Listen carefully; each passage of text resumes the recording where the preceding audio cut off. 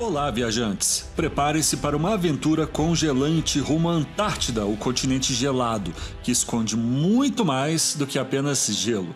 Descubra como essa jornada pode ser mais acessível do que você imagina e mergulhe em um mundo repleto de vida exuberante. Embarque com a gente!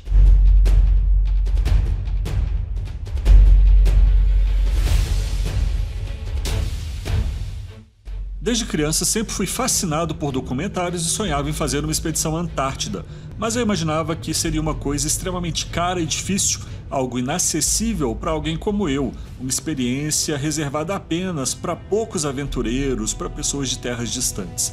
Tá, eu estava certo, vem gente de muito longe para poder conhecer a Antártida e nós aqui da América do Sul acabamos indo pouco para esse lugar, que na verdade está relativamente próximo a nós. A pandemia e o lockdown de 2020 e 2021 mudaram minha perspectiva. Após 2 anos trabalhando em um quartinho pequeno, apertado, eu ansiava por liberdade. E eu prometi a mim mesmo que, mesmo enfrentando dificuldades, economizando ao máximo, eu ia conhecer o mundo. E essa jornada começou pela Antártida, um dos lugares mais isolados do planeta. Ir para lá teve vários significados. No fundo, eu queria mudar a direção da minha vida. Eu queria viver de uma forma mais intensa, eu queria sentir o mundo ao meu redor. O continente gelado me proporcionou experiências inéditas e uma explosão de vida, tanto animal quanto humana. Tudo começou, claro, com bastante pesquisa. Em dezembro de 2022, estava pesquisando possíveis destinos para as minhas férias. Era um momento em que a pandemia estava relativamente controlada e o turismo retomava suas atividades com força ao redor do mundo. Não me lembro ao certo o que me motivou a escolher a Antártida, mas com certeza a curiosidade e a admiração tiveram um papel fundamental nisso. Aqueles documentários da National Geographic, o trabalho de pessoas como Paul Nicklin, as antigas histórias, os naufrágios próximos ao Cabo Horn, tudo isso foram coisas que me inspiraram. Basicamente, existem 2 formas marítimas de se chegar à Península Antártica, ambas possíveis apenas no verão, quando cerca de 30 embarcações viajam para lá todos os anos. A primeira forma é ir numa embarcação pequena e a segunda numa embarcação grande. Navios com menos de 500 passageiros são os únicos autorizados a desembarcar, geralmente em pequenos botes infláveis, os chamados Zodiacs. Essa medida visa proteger o ambiente e proteger a fauna da Antártida. Bom, por qual motivo uma pessoa poderia escolher um navio grande então, sendo que não pode desembarcar? De cara, a resposta é evidente: é o preço. Eu fiz uma pesquisa atual para ter uma noção de valores para 2025, porque essa minha viagem foi feita há 2 anos atrás. Em um navio pequeno, esses navios que você pode descer no continente, você pode passear livremente, você vai pagar, no mínimo, $8.650 por pessoa em um quarto compartilhado com 4 pessoas. Geralmente os valores ficam acima de $10.000 por pessoa para acomodações um pouco melhores, isso claro com os passeios todos inclusos. É bastante dinheiro, mas calma, porque quando você pega esses navios maiores, apesar de você não poder descer no continente, o valor em compensação é bem mais acessível. Em um cruzeiro grande para 2025, você vai pagar cerca de $2.200 por pessoa, isso para uma viagem que são 14 noites com alimentação, bebidas não alcoólicas, entretenimento, palestra, várias paradas nos portos em lugares interessantes, tudo incluso. Ou seja, é um passeio igual esse que eu fiz e que eu vou mostrar para vocês.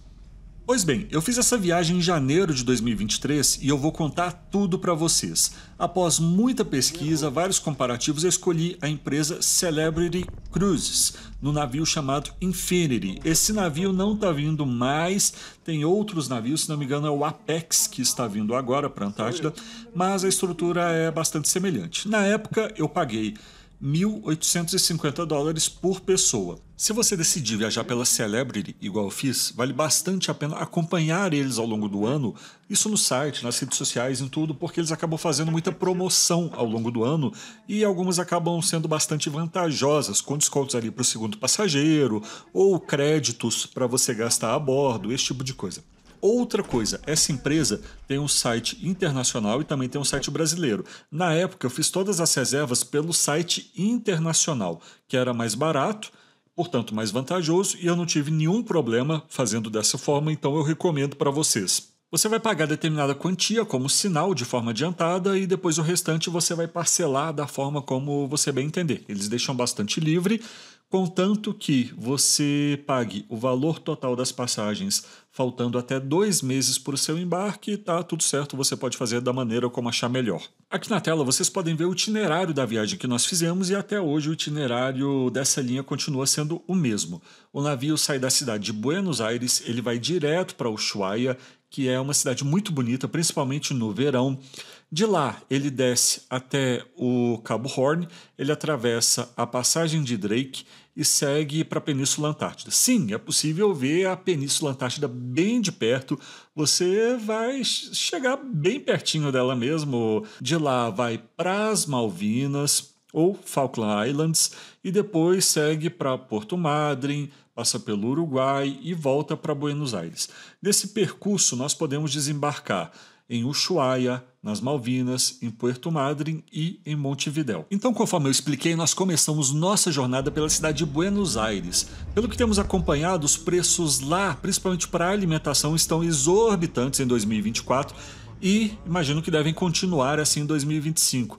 Ainda assim, eu tenho muito carinho pelo país, nós já fomos para lá várias vezes, os hermanos sempre foram muito gentis e cordiais conosco, aquele carinho especial que a gente sente nos países latinos.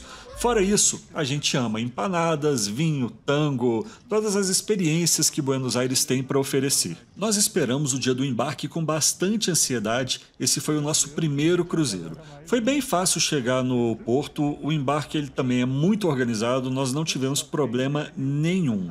É como embarcar em um aeroporto, mas existem algumas diferenças. Eles organizam os grupos e em um primeiro momento eles recolhem a sua bagagem, depois te chamam.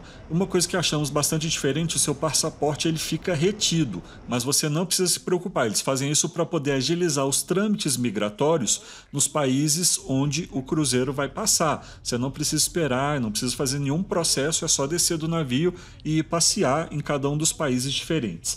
Após embarcar, você deve seguir para a sua cabine. Na porta dela, possivelmente, você já vai encontrar o cartão que vai servir para tudo no navio. É a chave do seu quarto, vai servir para fazer compras, para embarcar, para desembarcar, para tudo que você quiser fazer dentro do navio. Caso você compre algum pacote, como por exemplo comprar pacote de bebidas alcoólicas, você também deve apresentar o seu cartão toda vez que você for a um bar. De uma forma geral, nós percebemos que esse cruzeiro da Celebrity ele possui um perfil voltado para pessoas mais velhas. Era realmente um pessoal bem mais velho, o pessoal com mais de 50, 60 anos de idade. Ou seja, não é igual a esses cruzeiros festivos que vão para o Caribe, ou esses cruzeiros de família que costumam navegar aqui pela costa do Brasil.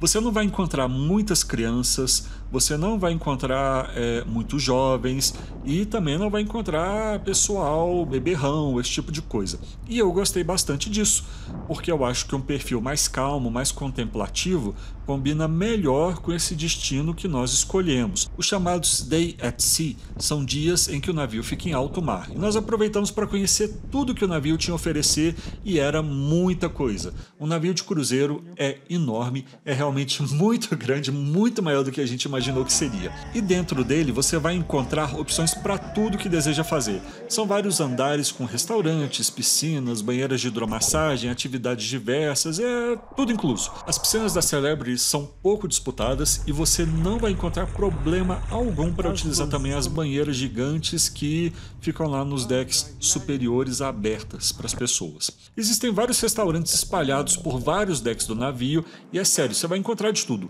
Hambúrguer, cozinha internacional, pizzaria, cozinha italiana, dependendo do navio, cozinha grega, sorveteria, café, enfim.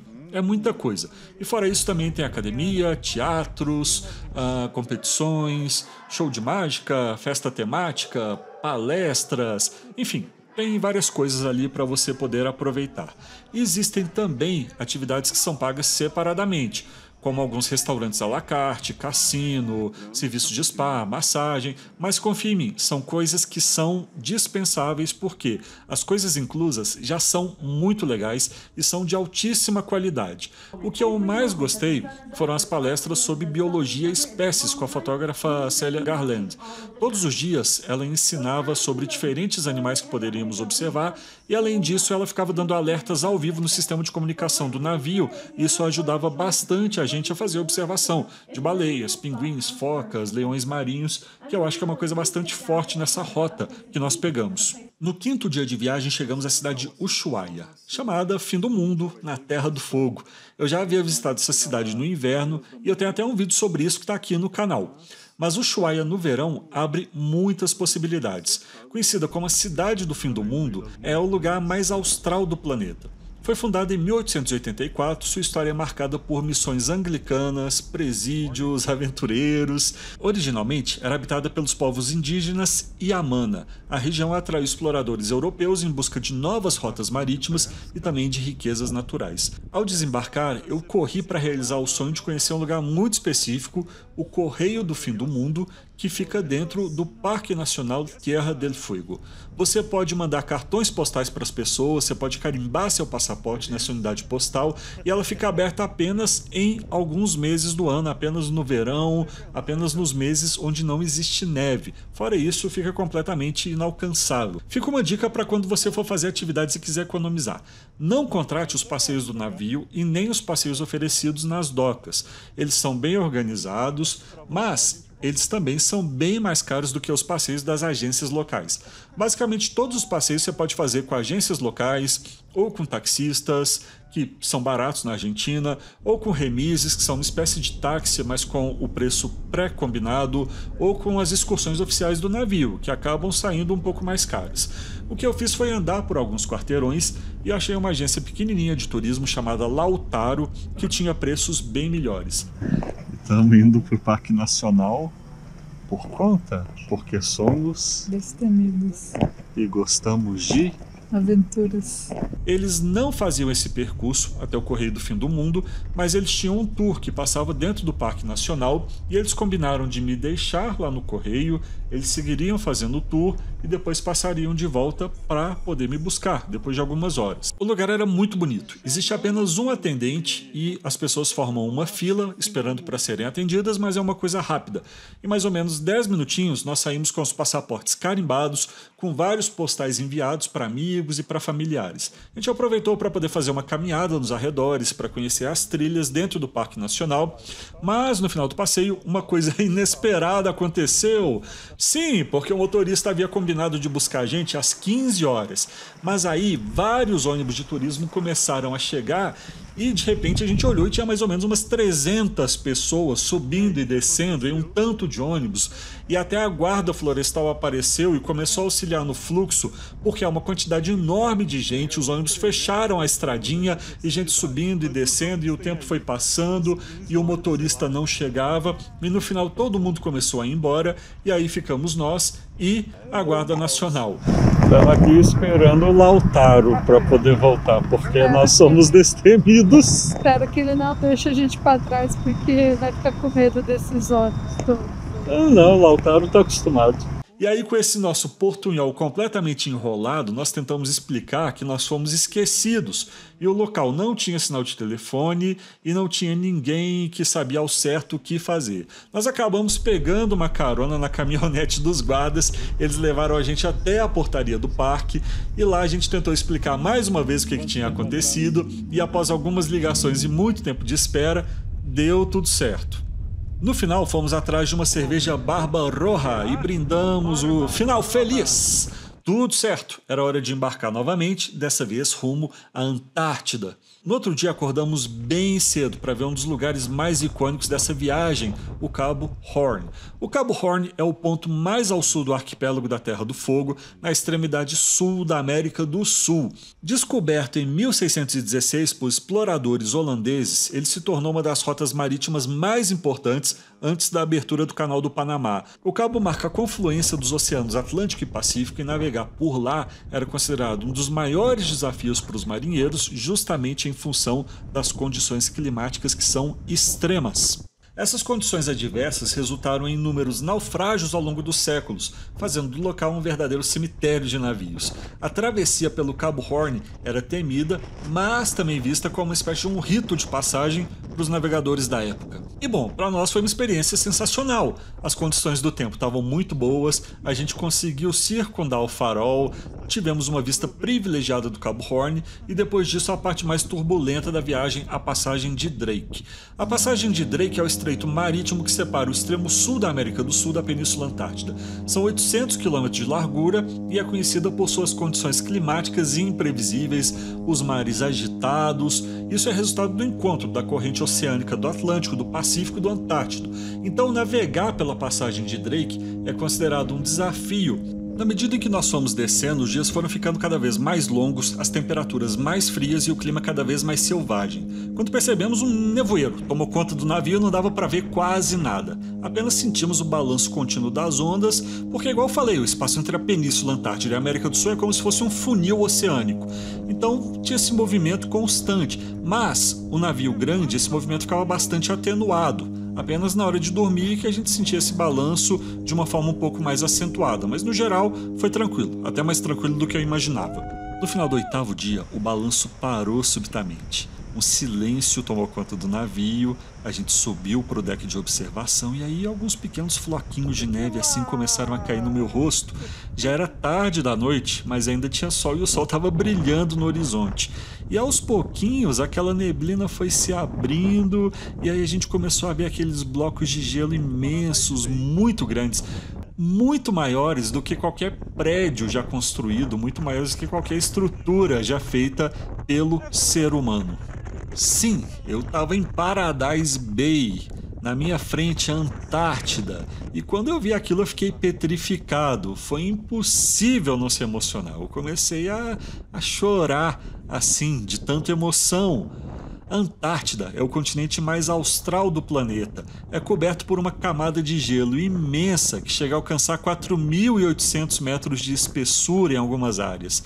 O clima é extremo, mesmo durante o verão, e a Península Antártida se torna um dos pontos mais acessíveis do continente, estendendo-se em direção à América do Sul. Essa península é conhecida por suas paisagens que são deslumbrantes, as montanhas cobertas por neve, as geleiras imponentes e uma abundante vida selvagem. Paradise Bay, ou Bahia Paraíso, é um dos locais mais visitados da Península Antártida. Cercada por geleiras e picos montanhosos, a Bahia oferece águas calmas e protegidas que são ideais para navegação, principalmente dos cruzeiros e dos Zodiacs. O cenário é paradisíaco mesmo. Tem icebergs flutuantes e a possibilidade de avistar colônias de pinguins nas encostas e nas proximidades. Baleia jubarte, orcas, leões marinhos, toda essa turma migra para essa região em busca de crio, em busca de plâncton, em busca de presas, em busca de alimento. É comum avistar esses gigantes dos mares emergindo bem próximos dos navios, proporcionando um espetáculo inesquecível. Os pinguins também são uma atração à parte. Espécies como o pinguim Gentoo, o pinguim de Adélia, o pinguim chinstrap formam colônias numerosas nas ilhas e nas encostas da península. Além deles, focas, leões marinhos e uma variedade de aves como petréis, albatrozes enriquecem a biodiversidade local. A Antártida, apesar de inóspita para os seres humanos, é um ecossistema pulsante de vida durante o verão. Eu vou falar para vocês que eu não queria dormir, eu fiquei admirando aquela paisagem até ficar completamente exausto. As noites são muito curtas e meu relógio biológico parecia acompanhar isso. Eu fiquei acordado o máximo que eu pude, fotografando, observando, procurando animais, contemplando aquela imensidão branca, gélida, linda. O clima lá muda de uma forma bastante abrupta e você deve aproveitar qualquer lapso de tempo aberto que puder experimentar. Em poucos minutos pode ter sol, neve, chuva, nevoeiro, ventos, quietude. É algo muito selvagem e muito grandioso, e a sensação de estar lá e poder contemplar isso por si só já é uma coisa mais do que gratificante. Aos poucos, o navio começou a subir pelo canal de Cholaert até chegar na ilha Elefante. O canal de Cholaert é uma passagem marítima entre as ilhas Anvers e Brabant, na Península Antártica. Conhecido por suas águas tranquilas e paisagens que também são espetaculares, o canal oferece vistas panorâmicas das montanhas glaciais e é um corredor frequente para os navios de expedição que exploram a região. A Ilha Elefante, por sua vez, localizada no extremo norte das Ilhas Shetland do Sul, é famosa não apenas por sua fauna, incluindo colônias de pinguins e focas, mas também por seu papel na história da exploração antártica. Em 1916, após o naufrágio do navio Endurance, o explorador Ernest Shackleton e sua tripulação ficaram isolados na Ilha Elefante. Enquanto a maioria do grupo aguardava o resgate na ilha em condições extremas, Shackleton e alguns homens partiram num bote pequenininho em uma arriscada jornada para poder buscar ajuda. A jornada de sobrevivência e resiliência da tripulação do Endurance é uma das mais lendárias de toda a exploração polar. Na sequência, o navio subiu até as famosas Ilhas Malvinas, ou, se você preferir, Falkland Islands. As Ilhas Malvinas ou Falkland Islands são um arquipélago localizado no Atlântico Sul, a cerca de 500 quilômetros da costa argentina. Foram descobertas no século XVI e foram objeto de disputa entre várias nações ao longo de vários séculos. No início do século XIX, a Argentina reivindicou soberania sobre as ilhas, mas em 1833 o Reino Unido estabeleceu o controle, expulsando as autoridades argentinas. Em 1982, ou seja, um capítulo da história recente, a gente pode dizer, essa disputa territorial culminou na Guerra das Malvinas, quando a Argentina invadiu as ilhas na tentativa de retomar o controle. O conflito durou 74 dias e resultou em centenas de mortes de ambos os lados, terminando com a rendição argentina e a manutenção do domínio britânico. A soberania das ilhas permanece um assunto sensível e controverso entre os dois países até hoje, e nós desembarcamos na cidade de Port Stanley. Port Stanley é a capital das Ilhas Malvinas e a única cidade propriamente dita do arquipélago. Com população de aproximadamente 2.000 habitantes, a cidade exibe um charme britânico peculiar, as casinhas coloridas, pubs tradicionais, até as cabines telefônicas vermelhas. Após vários dias no mar, eu estava bastante ansioso para desembarcar e conhecer algumas das praias repletas de pinguins.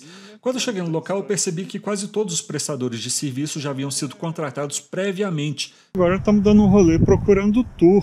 Vamos tentar ver os pinguins, mas lá no porto estava tudo contratado já, tudo agendado. A cidade é pequena, tá complicado de achar. O local é bem pequeno e eu tive bastante medo de não conseguir fazer nada de lugar nenhum, de ficar limitado dentro da própria cidade. Nós desembarcamos cedo e eu esperei até as 9 horas da manhã. Nesse horário o comércio começou a abrir as portas e, felizmente, nos avisaram que, depois que todos os passeios particulares tivessem saído do porto, um ônibus ia começar a fazer um traslado entre o centro da cidade e um local conhecido como Gypsy Cove, uma das praias mais conhecidas por abrigar colônias de pinguins de diferentes espécies. Entretanto, para isso, era preciso fazer o pagamento na moeda local ou em dólares. Eles não aceitavam cartões e nós não tínhamos nenhum dinheiro em espécie. Mas, felizmente, as pessoas lá eram bastante gentis. Então, depois de conversar com alguns moradores e com comerciantes, nós conseguimos passar o cartão no supermercado que transferiu o dinheiro para uma pequena agência de turismo que nos deu um voucher assinado. Nós chegamos com esse voucher assinado, fomos até o porto, apresentamos, o motorista de ônibus ligou para a agência e a agência confirmou e autorizou nossa entrada. Ou seja, foi tudo meio improvisado, mas foi feito com boa vontade e ajudou. No fim deu tudo certo. O ônibus passa por uma estrada de cascalho super pitoresca, ele faz uma pequena parada em um navio abandonado para a gente poder fazer foto, fica no meio do caminho. E depois vai para Gypsy Cove. De lá, você deve fazer uma caminhada que dura mais ou menos 1h30, 2 horas até chegar na Pinguineira. Parece complicado, mas fica tranquilo porque é tudo bem sinalizado e existem guardas florestais que ficam lá e te auxiliam a encontrar o caminho. Para voltar também é fácil, os ônibus passam no ponto de hora em hora com pontualidade britânica. Sobre a caminhada em si, ela é longa, mas é prazerosa. O visual é selvagem e incrível, você quase não vê pessoas, as praias são lindas, possuem várias aves, golfinhos, leões marinhos. Nas encostas íngremes, logo na chegada, você já vai ver alguns filhotes de pinguim guentu. O clima estava fresco, estava ensolarado, estava bastante convidativo para poder fazer uma caminhada. Depois que a gente andou bastante, a gente começou a ver os pequenos pontinhos pretos ali amontoados na areia, e quando nos aproximamos aproximando. Sim, eram os pinguins Gentoo. No meio deles, alguns pinguins rei. Adultos, filhotinhos, filhotões, todo mundo te olhando ali, eles meio curiosos, estirados na areia aproveitando o sol. E é impressionante porque eles não têm nenhum medo de ser humano, eles ficam bem à vontade na sua presença e eu acabei ficando lá várias horas na companhia desses camaradinhas. Eu fiz várias fotografias. Depois de tudo, outra caminhada e voltamos até a Stanley. Eu queria muito ter fechado esse dia com uma Cask Beer, uma cerveja britânica tradicional em um pub local, mas infelizmente dessa vez não rolou a gambiarra para passar o cartão, então fica a dica: leve dinheiro, leva dólar. No fim ainda visitei o supermercado, eu trouxe alguns produtinhos e algumas cervejas britânicas para dentro do navio. Uma dúvida comum é: pode entrar com bebida alcoólica no navio? E a resposta é simples: 2 garrafas de vinho por pessoa para beber fora dos restaurantes. Mais do que isso vai ser guardado e vai ser devolvido para você no final da viagem. Com o coração quentinho depois de ver os pinguins, nós saímos das Malvinas cheio de boas impressões. Achei que não poderia ficar mais legal a viagem, mas o próximo destino, Puerto Madryn, também era incrível para os amantes de animais. Puerto Madryn é uma cidade localizada na Patagônia Argentina, às margens do Golfo Nuevo. Fundada pelos colonos gauleses em 1865, é hoje um dos principais destinos turísticos da região, especialmente para os amantes da natureza e da vida marinha. A cidade serve como porta de entrada para a Península Valdez, declarada Patrimônio Mundial da Unesco devido à riqueza da biodiversidade. Ao longo do ano, Puerto Madryn oferece oportunidades únicas para avistar diversas espécies de animais em seu habitat natural. Entre junho e dezembro, as baleias francas austrais chegam ao Golfo para reproduzirem e criarem seus filhotes, proporcionando espetáculos de avistamento inesquecíveis. Além das baleias, é possível observar golfinhos, leões marinhos, elefantes marinhos e diferentes espécies de pinguins, como o pinguim de Magalhães, que formam grandes colônias na região. Como sempre, desembarcamos e adentramos a cidade em busca de alguma pequena agência local. Pois bem, como sempre a gente sai por conta e consegue um passeio. Baratão. Porque somos intrépidos e não aprendemos nunca. Os lugares lá costumam ser distantes, a área é bastante ampla, então tivemos que procurar um dos passeios curtos para poder fazer. Nós não tínhamos tanto tempo assim, e decidimos ir até a colônia de leões marinhos, que podia ser avistada de cima dos penhascos. O passeio foi curto, mas bastante interessante. A maré estava alta, as mães estavam tentando ensinar os filhotinhos a nadar, e aí explicaram pra gente que eles não nascem sabendo nadar com grande maestria, então eles têm que aprender essa habilidade aos poucos. Os pais levam eles para cima das rochas e aos pouquinhos eles vão treinando as habilidades e também os músculos. E a colônia é uma bagunça, é bastante barulhento, é filhote, macho brigando, fêmea correndo, é um caos. Mas aqueles filhotinhos são muito bonitinhos, são muito carismáticos. Aos poucos, após Puerto Madryn, fomos voltando para o norte. O navio passou por Montevidéu, onde fizemos um rápido passeio de City Tour, então voltou para Buenos Aires. Mas tenho que admitir que meu coração ficou no sul, na parte selvagem. Estar em contato tão próximo com a vida selvagem foi uma experiência que ultrapassou todas as minhas expectativas. Visitar lugares onde poucos tiveram oportunidade de pisar me fez sentir parte de algo maior, de uma conexão profunda com a natureza, de sua forma mais pura e intocada. Cada momento, cada visão de um animal em seu habitat natural foi um presente que eu guardei para sempre na memória e também nas minhas fotografias. Não importava o frio cortante, a chuva inesperada, cada desafio era uma lembrança de que eu estava vivo, plenamente presente no mundo ao meu redor. Eu sentia uma gratidão imensa por poder testemunhar paisagens tão grandiosas e fenômenos tão extraordinários. A Antártida e as terras austrais me proporcionaram uma sensação de pertencimento que poucas vezes eu experimentei. A viagem no navio ofereceu conforto e segurança enquanto desbravávamos territórios tão remotos. É o tipo de jornada que transforma a vida da gente e que nos faz repensar as prioridades e valorizar aquilo que realmente importa. Eu levo comigo muitas saudades e a certeza de que essa aventura vai ficar marcada para sempre na minha memória.